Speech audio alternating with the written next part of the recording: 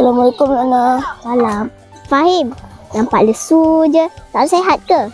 Penatlah Liana. Badan ni rasa tak bertenaga. Dulu, saya pun macam tu.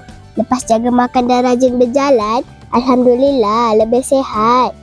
Susahlah Liana nak disiplin. Kesihatan ni pelaburan. Kalau kita tak jaga dari sekarang, menyesal nanti.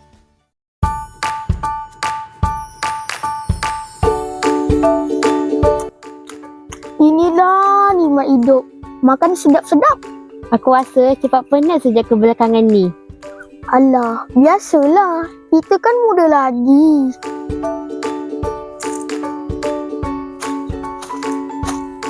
Korang ni tiap hari makan macam ni. Memanglah badan sebab protes. Habis tu, nak makan apa? Salat je.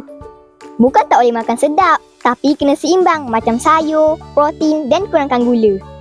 Kita mesti kena minum air kosong yang banyak.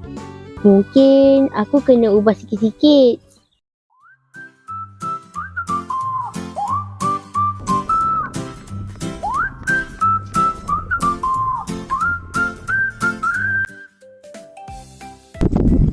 Fahim, baru pusing dah penat. Aku memang tak biasa. Kerjanya masih duduk je.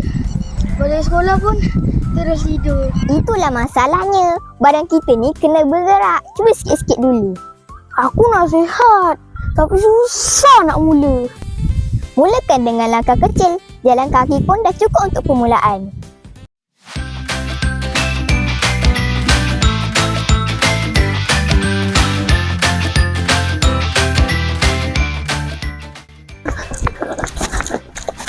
Penatlah. Kenapa aku ikut korang ni? Hahaha. Dulu aku macam kau. Sekarang baru aku faham. Nampak tak perubahan? Ifa dah lebih bertenaga. Okeylah. Aku pun dah boleh mula jaga diri dari sekarang. Okey Fahim, lepas ni kita buat sama-sama. Gaya hidup sehat bukannya susah. Cuma perlukan kesungguhan. Mulakan dengan langkah kecil. Kurangkan yang tidak sihat.